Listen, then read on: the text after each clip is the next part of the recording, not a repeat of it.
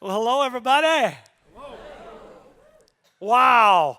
We are talking today to a group that has experienced Snowmageddon, Snowpra, Snowpocalypse, whatever you want to call it, and they've still made it to our Weekends on Wednesday service. The energy level is about 50%, though, of what it normally is. I'm just going to say that. So here's the deal. I want to start, as I always do, just welcome our campuses. So if you're watching in Kenosha today, hello to you. Racine, we welcome you. To our beautiful online campus, we welcome you. You're here on a great week because we are wrapping up a series that we have been in now for several weeks called Live Big. And I just want to encourage you, if you've missed any of the last 3 weeks, they've kind of built on each other. I want to just encourage you maybe to go back and catch up because really I believe that this series is a great way to kick off our year. And you can go to greatlakeschurch.com. Right there on the homepage, look for where it says current series. It's toward the bottom of the page, and you can click on that and you can catch up. But the quick summary for those of you who missed out is that living big starts with who we are becoming on the inside. Okay, it starts with our character. And the reason we say this is because our inner world is the foundation for our outer world. So we want to start with goals, we want to start with dreams, we want to start with what we're going to achieve, but our inner world is the foundation for our outer world. And so we need to start by caring about the foundation. And what we've been saying the last couple weeks is that if you want a scorecard, if you want to know what do I look at when I look inwardly, we suggest that you look at a list written out by the Apostle Paul to followers of Jesus living in Galatia. It's called the fruit of the Spirit. Love, joy, peace, patience, kindness, goodness, faithfulness, gentleness, and self-control. And I know a list like that can be really overwhelming. And so my encouragement to you is just choose one of those words that you just say, in 2019, this is the word that I'm going to zero in on. This is the word that I'm going to focus in on. Right? Because our foundation is the inner world. It's what's going on inside of us. And after we set a good foundation, well, then we can spend time caring about the outer world. Then we can find ways to maximize the talents and the gifts and the passions and the experiences and opportunities that God has given us to maybe move forward or to dream as big as we can possibly dream. Right now, when I was growing up, whenever I dream of like what I want to do in life and what needed to happen, it usually didn't include anything with hard work. All right, it usually had everything to do with winning something. All right, so I wanted to win competitions and I wanted to win contests and all that stuff. And so this week I started thinking about all the things I've won over my life, and I think it accumulates to 3 things. All right, when I was like 6, 7 years old, I won an Atari game, which was really cool because I didn't have an Atari. But I won it, and I actually had friends that said, hey, Dave, can you please give it to me because I have an Atari? And I was like, nope, because I won it. It was like the first big thing I won. About 15 years ago, I won a $75 gift card to a grocery store. Yeah, nobody's really all that impressed. A year ago, I won a casserole bag at a benefit. Now, this was actually legit. This is nice. It keeps it hot. We've used this a couple times. That's the good news. The bad news is it's a Chicago Bears casserole bag. All right? For whatever reason we've held on to this, I think I probably need to put a marker over it, but it's actually a pretty cool bag, right? So I've always dreamed of winning big. And of course, the biggest thing that I'd love to win in my life is what? The lottery. Yeah, who wouldn't want to win the lottery? And I just got to tell you, if I ever win the lottery, which is really difficult to do because I don't play, which just as a side note, my brother years ago was like living in Nevada, and he says, hey, he says, I can't buy Mega Millions here. Can you pick one up? It's a big lottery. And so I said, I'll pick one up. And I thought about this later. If that would have been the winning ticket, you sure as heck know I would have been like, I bought that for myself, dude. I don't know what happened to you, right? But if I won, I would want to beat Brad Duke. All right, because this dude won $220+ million. I think when it was said and done with taxes, he had like $85 million left to his name. And he set a goal right away. He says, my goal is to grow this money and invest this money so that I can become a billionaire. It will reach $1 billion in my lifetime. All right, that was 13 years ago he won this, and he's actually on his way to doing this. I checked up on his progress in a recent interview, and he's moving in that direction. That's awesome. Now, of course, not every lottery story turns out like that. Michael Carroll won $15 million back in 2002. He was 19 years old. Now, just looking at that picture, you tell me, do you think he still has the money? No, blew through $15 million partying and tacky vehicles and over-the-top gifts for family and friends. And of course, we know that that's the norm, right? 70% of lottery winners go broke within 7 years. And even though that's the norm, I think all of us would love to have a shot at winning the lottery. And so here's my question for you. What would you do if you won a really big lottery? How would you spend the money? Now, that question is a little bit of the bait and switch, okay? Because I'm going to get serious on you right now. Whether you realize it or not, you have actually won the lottery in several different areas of your life. Okay, and I'm going to just explain it this way. I'm going to just talk about me. I was born in 1975, and when I was born, the world population was just over 4 billion people. Okay, so imagine a giant vat filled with 4 billion lottery tickets, and then one of those tickets is drawn, and it's handed to me. And the ticket has very specific information on it. It has my gender. It's already been determined. It's handed to me. My race, my nationality, the things that I'm going to get passionate about, the things that I'm going to enjoy, the opportunities that are going to come my way. It has listed on here the access that I'll have to education. It has my health listed on here. It's determined my parents, my IQ, so my level of intelligence. It's predetermined, right? My personality, it's handed to me. This is who you are. It's got written on here my abilities. It has the region of the world or the country that I'll be born into. It also has the primary religion of that region listed on that ticket. Well, I didn't realize this when I was born on July 1st, 1975, but in many ways, I was handed a winning lottery ticket. Now, first off, I was born in the United States of America, right? I didn't get to choose. That just happened. And I don't know if you realize this, but just over 15% of our world is considered a developed nation or a developed country. Okay? That means that there's high level of technology, there's infrastructure, there's relatively stable economy. I didn't choose that. That was just handed to me.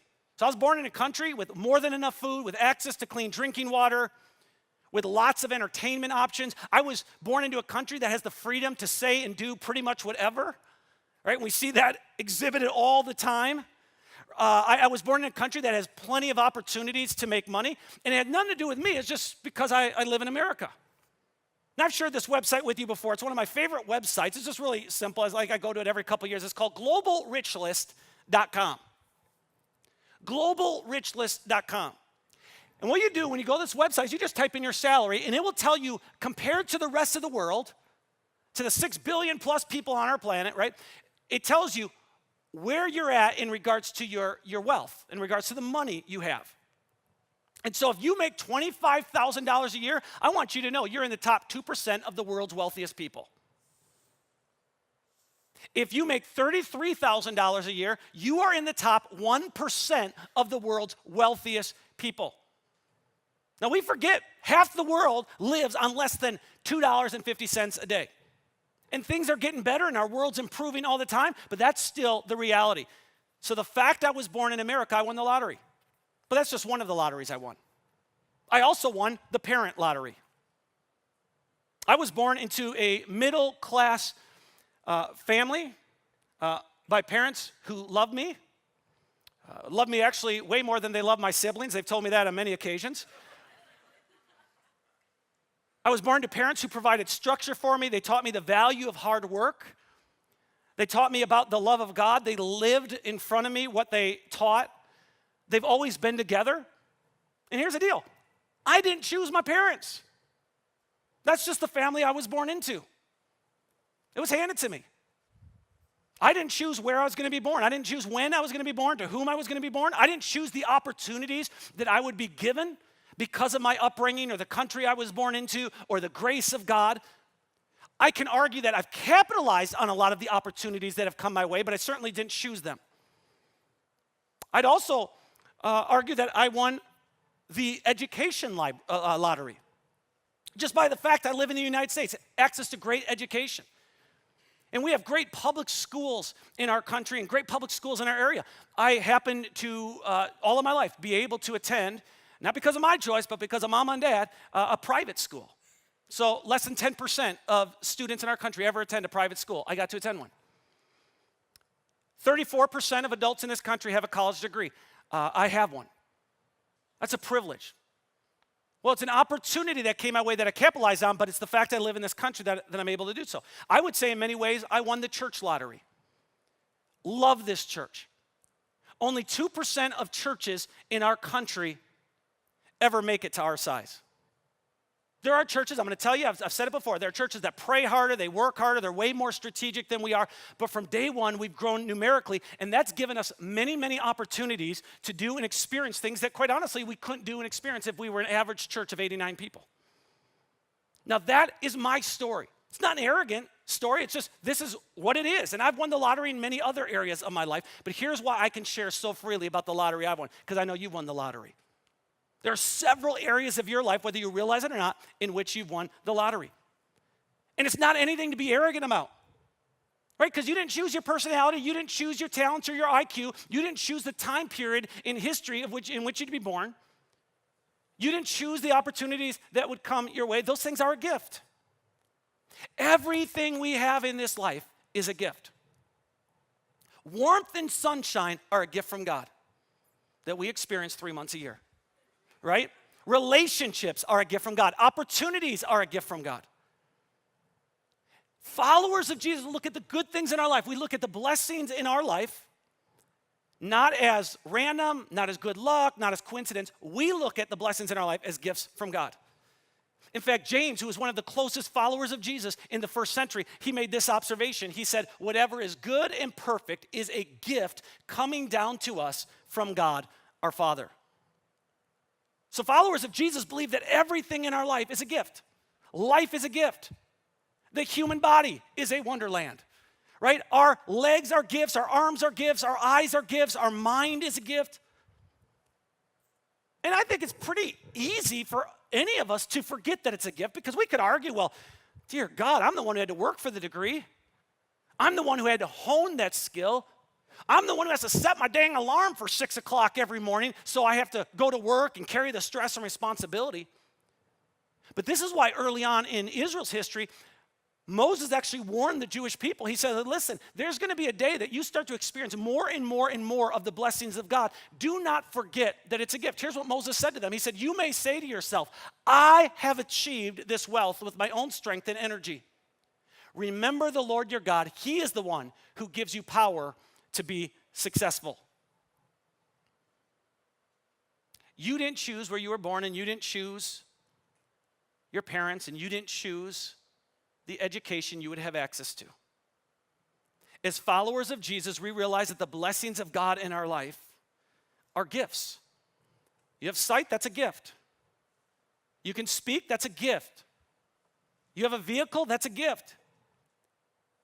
But here's the deal, because we're surrounded by so many gifts, they just kind of become white noise and we forget about them. And the only time we really think about the gifts we have are when we bump into somebody who doesn't have that gift. They don't have access to clean drinking water, right? They don't have a job. They lost their house. And all of a sudden we remember, wow, I have so many gifts. God has blessed me. And when we consider the blessings of God, we can't become arrogant about it because they're His blessings, they're His gifts. And at the same time, we can't feel guilty about it because they're gifts. He handed them to us. Here's how Jesus said to handle the gifts in our life. Jesus said, when someone has been given much, much will be required of them in return. And when someone has been entrusted with much, even more will be required. So Jesus said, if you've been given a lot, you're going to be held accountable for a lot. And I think internally we all think that this should happen. Right? Because when we consider the people in our country with the most power, we're really careful to say they can't abuse that power. They shouldn't use that power in a way that hurts other people. They got to handle that carefully. They've been given a lot of power, they have to be responsible with it. Or they've been given a lot of influence because of the size of their company or because of the position they hold. They need to hold that position of influence very carefully and be responsible with it. And of course, we think people with crazy amounts of money, they should be responsible and they should give back to the community. And so I think intuitively we believe these things. And so I'm just going to say this. If it's true that to whom much is given, much should be required, then there are two questions each and every one of us ought to be asking ourselves on a regular basis. What have I been given, and how will I manage it? What have I been given, and how will I manage it? What have I been given in regards to my relationships, in regards to experiences, in regards to my career, in regards to opportunities? Right, what have I been given? And of course, we could just start shooting out all the different areas of our life. And for the most part, we think, well, the majority of my life are personal issues. Right? I don't want to be talking about them in settings like this. Right? We show up to environments like this to talk about spiritual things like God and faith and prayer. I mean, those are the things that we like to talk about. But here's what I want you to remember. Everything is spiritual. Everything is spiritual. Every area of our life is integrated. It doesn't really matter what the topic is, it is a spiritual issue. The Apostle Paul writes, "For everything comes from God and exists by his power and is intended for his glory. All glory to him forever. Amen." Everything is for God and through God. It exists because of him. And so as we wrap up this Live Big series, I want to ask you to consider looking at two very big areas of your life. They're very spiritual issues. Now, typically, I would deal with these on 2 separate weeks, but because we're at the end of the series and we're launching a brand new relationship series next week, Staying in Love, what I want to do is I want to combine these two, and actually, they're very much related. Now, if you're a guest at Great Lakes Church, I'm going to be talking very candidly to the people of Great Lakes Church. But I don't think there's a single thing I say that you can't benefit from and you can't walk away from saying, yeah, I see the value of that. Whether or not you follow Jesus is even a separate issue from this. Because as an American, you've won the lottery. You've been blessed at some level. And so now you have to determine what are the gifts you've been given and how are you going to manage it. All right, so the first aspect of our life that I want to look at is our time. We have been given 168 hours a week. Now, here's the deal. We did not choose that. We didn't choose 168 hours. We were given it. We start with 168 hours a week. And if we deduct time for work and deduct time for sleeping and deduct time for eating, we're probably down to anywhere between 50 and 60 hours of our week left. And then if you have young kids running around at home, you probably can deduct another 15, 20, 30 hours, right? But we've been given 168 hours in a week. And so what I want to do is I just kind of want to give us a little visual of this. This glass here represents 168 hours. Now, regardless of how much free time you have, leisure time, when you start pouring this out into the different areas of responsibility you have, here's what I want you to remember. You've won the lottery when it comes to leisure time.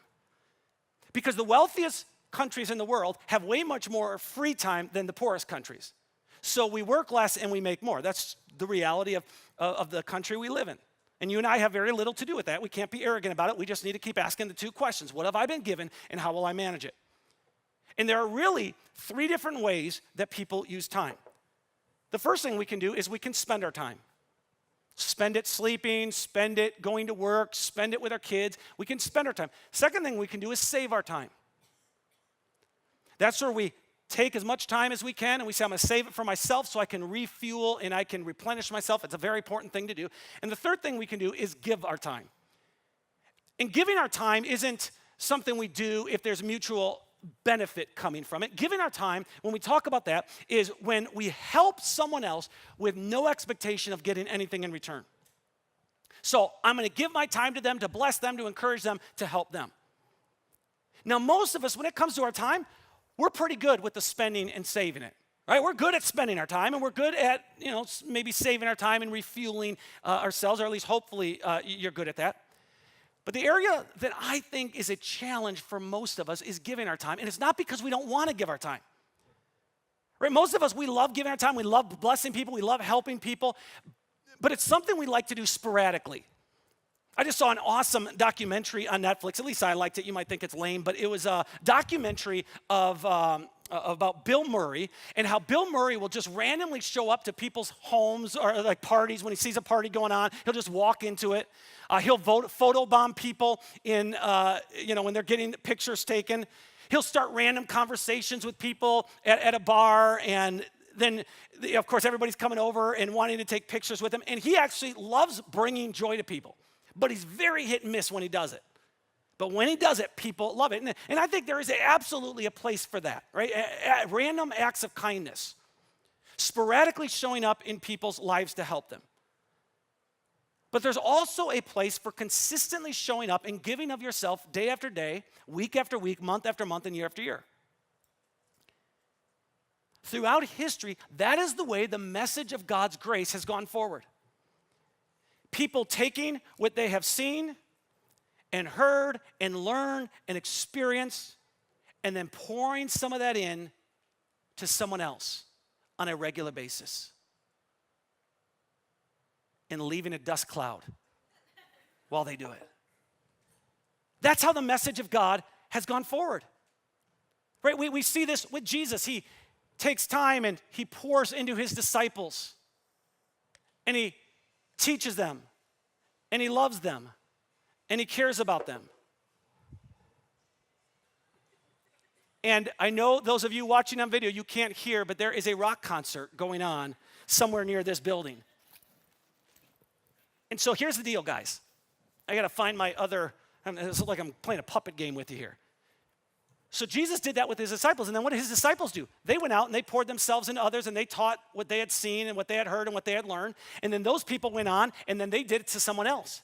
And then they did it to someone else until eventually the message gets to a guy by the name of Saul, who we know as Paul. He wrote many of the letters in our Bible. And Paul, he pours himself into a guy named Timothy, and then Timothy pours himself into what we read as reliable witnesses. It says Timothy poured himself into reliable witnesses, and then those individuals went on and they told people, until eventually generation after generation continues to hear about the love and the grace and the mercy of God as people keep pouring themselves into one another, and then eventually we get to 2019 where our lives have been impacted. I mean, I thought about this growing up, right? For me, names you will never even, you won't know these people. Pearl and Esther Davidson, elderly ladies who when I was just a kid would pour into me and teach me about the love of God. People like David and Sarah Dismore. People that just poured into my life as a young kid. And then I became a teenager. Guys like Gary Miller and Carl Solms and Jim Romer. They poured into my life. Then I became an adult, and guys like Mike Meeks and Ben Sigmund, people that you'll never meet, but you're impacted by them some way because someone poured into my life at some level. They took some of the 168 hours a week, not all of it, but they took some of it, and they poured it into my life. The disciple Peter writes this. He says, God has given each of you a gift from his great variety of spiritual gifts. Use them well to serve one another. Whenever you use your time to serve someone else, you are living big. That's the story of this church. I don't know if you realize this, but on a regular basis, it takes more than 600 different volunteers to make Great Lakes Church happen. In order for us to have groups, in order for us to have music teams, in order for us to do what we do. More than 600 people working together. Right, some of them are part of the campus experience team. They're parking cars, they're serving coffee, they're greeting, they're ushering. Others are serving with our kids. And they're spending time loving on our kids, teaching them about the love of God, putting an anchor in their soul so they don't drift too far in life. There are others who are working with our students, who are helping them understand their value and their worth as young adults, helping guide them along the right path. There are so many others that work behind the scenes. You'll never know who they are. You'll never recognize their name because they're sitting in tech booths, or they're folding programs, or they're working on our database all throughout the year. And it's very easy to show up to environments like this and say, well, Dave makes the church happen. And I'm telling you, whether you believe it or not, I am a minimal part of what God's doing here. There's a whole lot of people that just take their 168 hours and say, hey, we can't give 168 hours, but we can certainly give an hour. We can give 2 hours a week or a month. We can do something. We can be a part of this. I was just talking to a couple the other night, and I said, hey, remind me how you ended up at Great Lakes Church, and they're just a big couple that have been around for a long time, huge part of this church. And they said, well, we've told you a story before, but Dave, it was Senya, a girl named Senya, lady who's been a part of our church from day one. They said, we showed up as a family, and we're nervous like everybody's nervous on their first time, and Senya took the time to walk us around to show us where our kids would go, and then we would say to her, well, you could go back to the kids' welcome area or family area if you need to, and she said, nope, I am just here to help you and to get you connected and to answer your questions. And they said her gracefulness and her willingness just to be there is what connected them to this church. So let me ask you, when it comes to your time, what have you been given and how will you manage it? Now, you've been given 168 hours, but after your work and after, sleeping, what do you have? And how are you going to spend it? Or how are you going to use it? Are you just going to spend it all? Are you going to save some for yourself to refresh and renew? And are you at any level going to give of what you've been given? Now, here's the deal. I know this. When it comes to giving of our time, there is a lot of fear, right? Especially when we talk about giving time in regards to a church setting, because we have a fear of commitment. That's a legit thing, right? We fear that we're not qualified enough. We just all these different fears. But I'm going to ask you the question anyways. If this is your church, will you consider getting involved in Great Lakes Church this year? And serving at some level.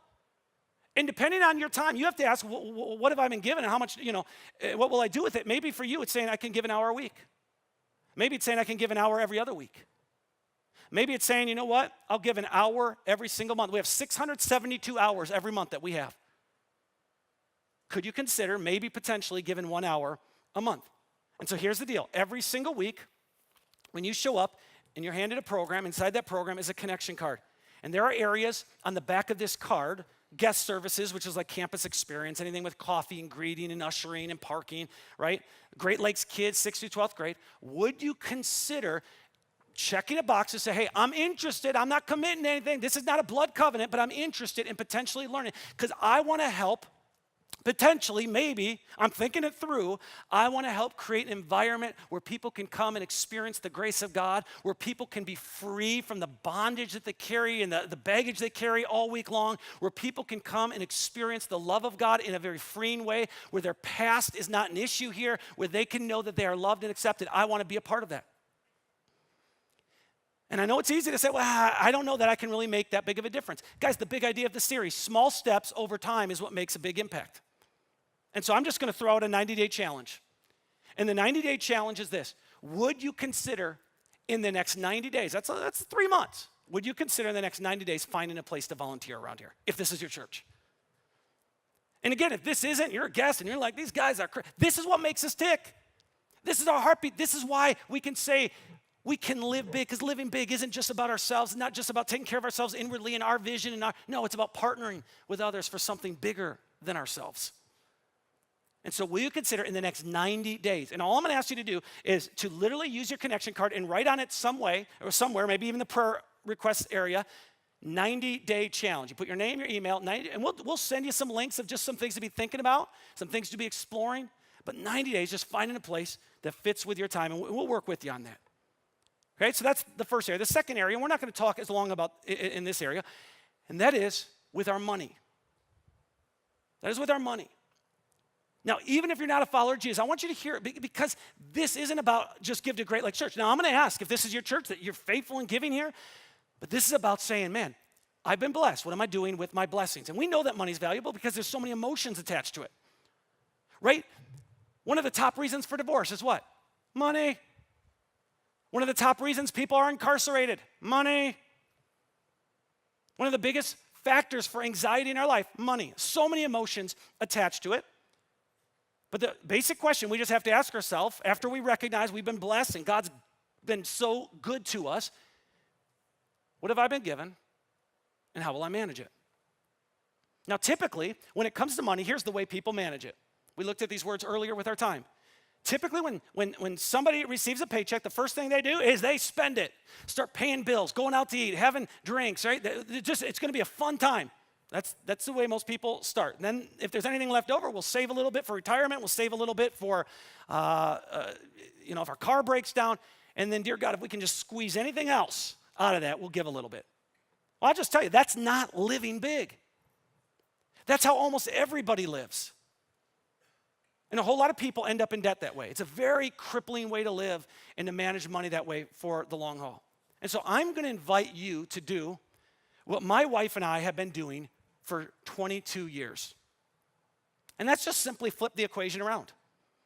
Whenever you get paid, consider starting by giving. Saying, I'm going to find a percentage of my income and I'm going to give this back. Now, if you're not a follower of Jesus, say, I'm going to give this back to charity. If you're a follower of Jesus, consider giving back to the work of Jesus through the local church. And then after you give, to say, I'm going to save a little bit. I'm going to think about the car breaking down. I'm going to think about a dream vacation. I'm going to think about retirement. I'm going to think about that. And then say, all right, now I'm going to spend with a plan. I'm going to pay my bills. I'm going to pay my taxes. I'm going to go out to eat. But I'm going to start by giving and then saving, and I'm going to find a way to live on the rest. Now, again, my wife and I have been doing this for 22 years of our marriage. And I can tell you this with confidence. We have zero regrets. The author of Proverbs, King Solomon of Israel, considered one of the wisest people to ever live, writes this. He says, the generous will prosper. Those who refresh others will themselves be refreshed. And we found that to be true in our life. Now, just like I challenge you to give of your time, I want to challenge you to give of your resources. And here's what I can tell you. Giving starts with a generous heart. And if being generous with money doesn't come easy or natural to you, I don't want you to feel ashamed about it, because it's a process. I get that, right? Lots of emotions that we have to confront. We have to confront our insecurities. We have to confront, certainly in environments like this, we have to confront our cynicism. And then we have to confront our fears. The fear of not having enough, the fear of missing out, the fear of the economy heading south. But here's what I can tell you about fear. It's never going away. So you and I either have to walk into our fear or we're going to be paralyzed by it. And so my hope for every follower of Jesus, even if you're not, I hope you buy into this, but every follower of Jesus is that today, at the start of 2019, you would take one step forward in the area of giving. Now again, I'm going to say, if you don't follow Jesus and you say, this whole thing makes me cynical, will you take a step forward and give into charity? But for those who follow Jesus, I want to give you a 90-day challenge. And the 90-day challenge is this: will you take a specific percentage of your income, that's between you and God, and will you use it to give back to God each month through the work of Jesus at at our church? Now, I started doing this when I was 15 years old.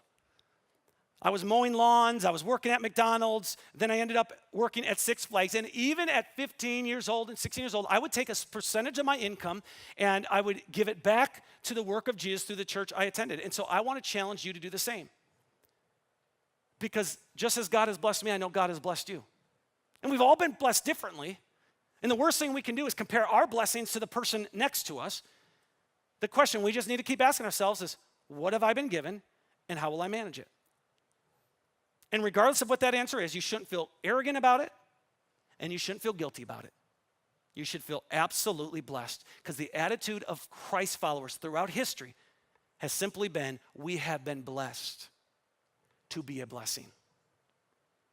And historically, followers of Jesus have adjusted their lifestyle to use the gifts that they've received to bless others. And it's especially true in the area of money. Followers of Jesus throughout history have used money to start hospitals and schools, inner city mission work with the homeless. They've used money to start organizations that help moms with unplanned pregnancies. They've used their money to build churches and orphanages. They've used money to provide clean drinking water for people in developing countries.